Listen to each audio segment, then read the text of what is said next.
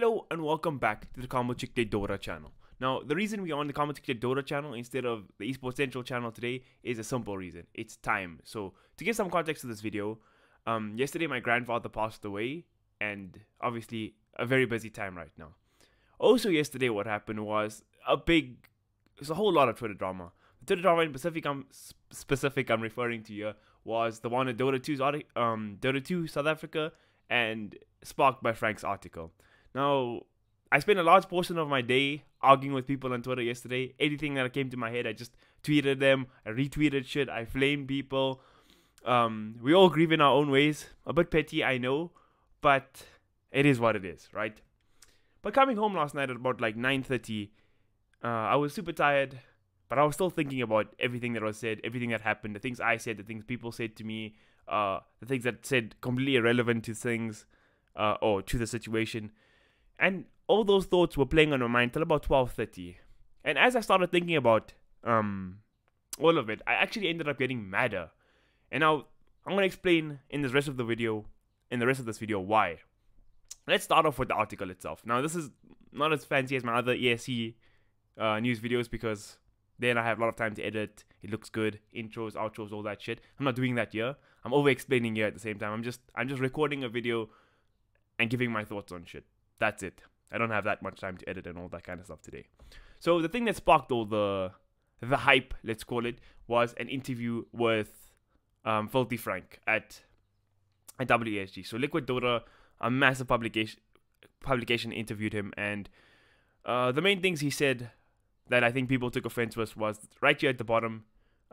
He said, "We're just scrimming. We didn't even actually." Oh, sorry. This question was just scrimming. He's like, "We didn't actually even scrim." Yeah, it's a bit weird. Like, our first game together was literally our first game, but I had one guy in my pubs play Mars, and he was very underwhelming. So a lot of people took offense to this, right? I think I didn't because, well, at the time, I didn't take offense to that because at the time, I actually already knew this because I tried to record a video with Frank before WSG. I wasn't as good as this Liquid interviewer. I fucked up the interview and didn't actually get published. I was a bit boring, sorry. And then another thing was, I think, the thing I thought people were getting upset about it when I was looking through Twitter yesterday was his comments on SA Dota, like the servers, the rank thing, saying that it's probably more beneficial to just play for fun than to actually start playing Dota and being like, I want to be a pro player. Now you're playing it, you're like, I want to blink dagger on Drow and I want to go and like 3-hit people, and like you're just playing for fun, right? That's what Dota is. That's why I play Dota. Unlike these guys who want to be pros. So I read this article, I didn't see a big deal about it, but I also read this article coming in with like a negative bias waiting to fight because obviously I was pissed off yesterday, and then the first time I see this article getting tweeted is by Demonik. This interview made me sad. Now I look at this and I'm like, but why? Because I go read the article and I don't really see an issue with things. And then I even get more upset because I look at the following tweet, and the biggest question I was left with is, who is there to inspire South African Dota? Other than Knoxville and Scancer, who are on the broadcasting side, I don't really see anybody on the player side worth aspiring to in this country. Well, now, for me, that's bullshit, because maybe Frank did a shit interview. Let's put that out there.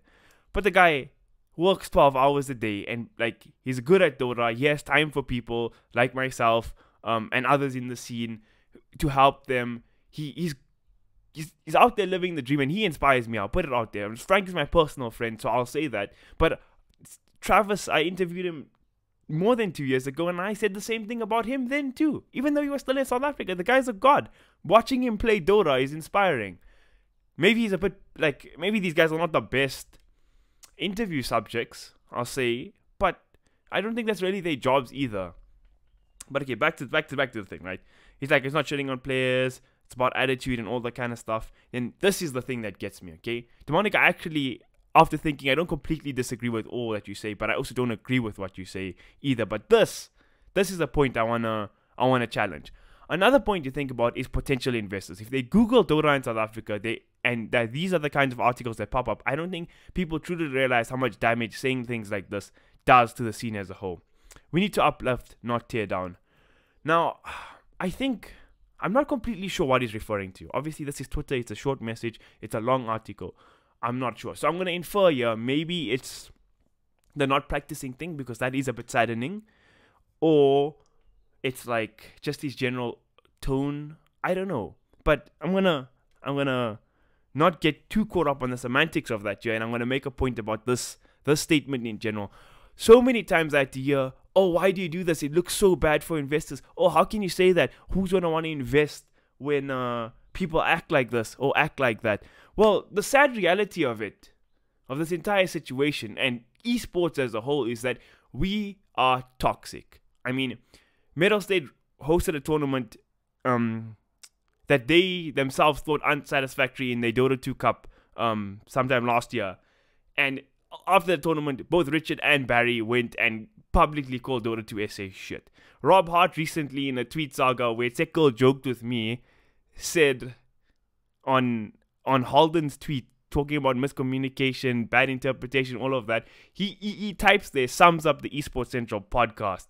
Because why? Maybe we criticized him in the past for running a tournament where his stream didn't work for the whole time, but it's our miscommunication. Now that's being a bit salty, but that's my point. We have guys in the CSGO scene who, after they lose a match, go and tweet, why the fuck is this guy still allowed to play Dota? He's a cheater. This guy's been playing for like 2 years, nobody's saying anything, goes to Masters, anything, but the guy loses a match, then it's why the fuck is this guy allowed to play CS? I mean, and then this is the things that people talk about. That tweet alone, that stupid ass tweet, got more than 35 engagements in the comments. There were subtweets about it. There was articles written about it. There was old articles retweeted about it. We spoke about it on the podcast. I mean, the last time some Dota drama like this happened was like, 2017 when I made a Twitter drama video. And that again was like a big drama that everybody talks about because nobody ever talks about good shit. More to the fact than toxicity, you go to Dota 2 SA, every single day there's a post about somebody calling somebody a K-word or somebody saying Afrikaners must die, and it's a whole bunch of racist bullshit. And the worst thing about that, what you think is isolated posts, is that you see 100 comments there advocating for the very thing that the posts are trying to fight, and then it's just like, oh my god, the whole of SA Dota is racist. That's just how it looks. Go esports broader. You log onto a TI stream, and if there's a girl on camera, then it's sex her, sex her, sex her. You can go onto a stream where there's a black guy there, and then it's just racist, like all the black emotes in Twitch, and just like fried chicken, and just racist shit happens all the time. The entire scene, or esports as a whole, is toxic, right? If this is not a criteria that fits in for investors and something they want to avoid, then don't fucking invest in esports, because we are toxic. And I think it's time we actually accept that. But that's kind of what it gets said here.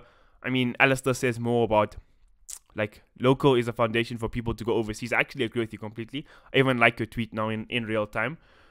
Because, again, if we didn't have SA Dota here, how would have Frank known that he loves the competitive Dota and wants to go over there?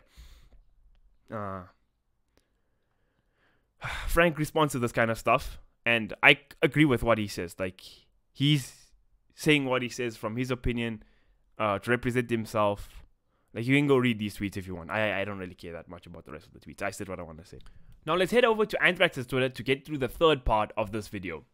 When you've been given an opportunity to play at a huge esport event and you tell the biggest esports publication that this is just for exposure and you didn't even practice, other people more deserving, clearly.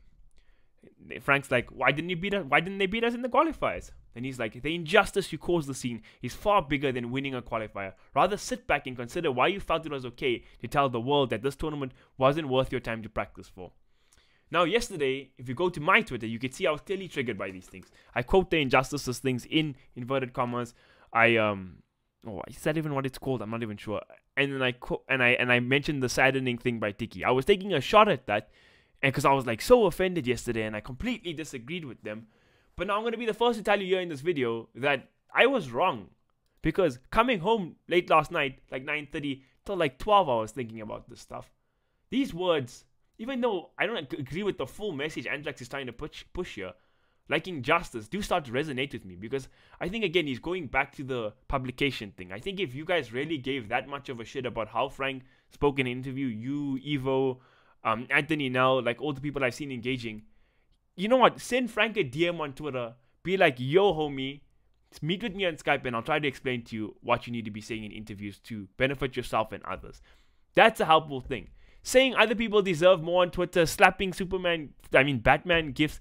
I don't really think make that much of a fucking difference, friends. And just gonna put it out there because again, Twitter's a combative thing. What was I doing yesterday? Just arguing like a piece of shit. Frank has to defend himself now because you were attacking instead of helping, right?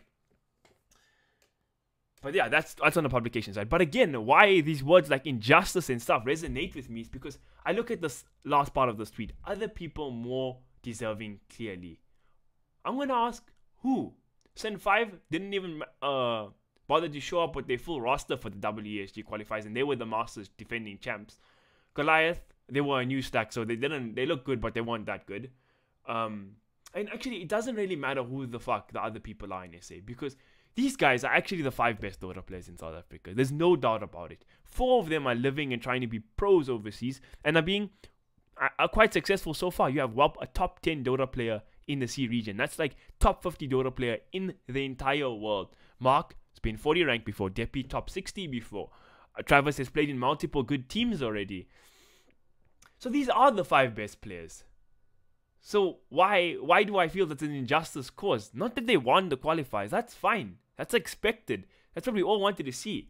But I think why I'm sad is not because SA Dota is shit and the usual issues we have. It's because for once we not shit. Look at the games. Look at the bracket. They had an easy group and they won and drew a couple of games. They threw other games, and this was all without actually practicing. Meaning, if we put our heads down and actually tried to do this thing, they could have made main stage WESG. Imagine if you guys prepped for these games, made it through the main event, and then this interview with Frank is Frank saying, you know what, a South American team actually asked me to join them because they were so impressed with my performance. Yes, we lost to VP on the main stage, but I put up a pretty good fight and they were impressed. Imagine Travis was like, yeah, C team was having problems with their mid player. They asked me to trial when I go back home. That would have been so inspiring, right? But now, yes, you guys played well. You had a couple of draws, some good showing here and there, but it's not a result anybody really gives a fuck about. I know I didn't. So you didn't really make progress. Now it's like actually a missed opportunity because it could have been so much better. And again, I understand that there's issues, right? Shadawi is here. You all have team commitments and stuff. But Travis, I know you've played 22 hours of Dota in a day. Frank, I know you've done the same thing. Shadawi, being in SA, should not be a barrier here. I mean, we managed to get $30,000 for Bravado. Yes, they didn't go overseas and shit, and the team broke up. But the fact that we could raise that amount of money, meaning that one plane ticket for Chidawi, if we put a community effort, we could have got it. So if we failed now as a community, because we didn't get him there, I think the fact that we didn't care is really sad. Now, if you look at Anthrax using the word injustice, look at him. He was a former competitor, right? We're looking at him as this old TO guy from Meadow State or whatever, but he used to play Battlefield before, and he was really fucking good at it. I'm not exactly sure the tournament it was, but I think it was ESL Nations or whatever Battlefield tournament. He won an overseas tournament, so he's arguably one of the most successful esports competitors SA has ever seen. So from that side of him, I can see why he feels like it's an injustice. You have these guys playing at this big tournament and not actually taking it that seriously. And I know there was a further engagement between Anthrax and Knoxville, and Knoxville was like, why does anybody really care? It's WESG, they don't pay format shit, all that kind of stuff. You're right. And that's what Anthrax said. Maybe you're right. But if this is only thing that SA can get to, is that not a testament, right? That's what I understood from Barry. I'm paraphrasing it because I don't remember the tweet exactly. I'm not going to go find it. But that's exactly the point. Have we suffered from that big fish in small pond syndrome here on a bigger scale? Just because Frank, Deppy, Castaway are good, relative to South Africans, are they good enough? Because they actually haven't made any other events. They haven't been qualifying to majors or minors. Yes, it's still early, and I'm not flaming these guys. But what I'm saying is, right here in front of you is an opportunity to play on the biggest stage, to win big money, to beat good teams. And it's not sad that you didn't, or that you couldn't. It's that you could, but you didn't. It's try and fail instead of never trying at all. Yes, you're there, you played the games. But I think, for me, that also makes me a bit sad. So yeah, I think I've come full circle in this video. Agreeing, disagreeing. I think, again, the flaming about a bad interview, I think, is kind of overblown out in proportion. I think if you want to flame them for not trying hard and putting 100% effort in WESG, then don't flame Frank. Flame the whole fucking Lead Pro team. Because it's a team decision. They all need to be putting in the work. I think this is like actually not a shitty engagement from SA Dora. I think there's a lot to build on here. I think there's actually a lot of good points made by the likes of Anthrax, by the likes of Assaulty Me, by the likes of Anthony Nell, by the likes of Evo, by the likes of Frank himself. So, yeah, I think it's not the worst thing for SA Dora. Build, move forward, grow up, move on. Yeah, thanks for watching. Goodbye.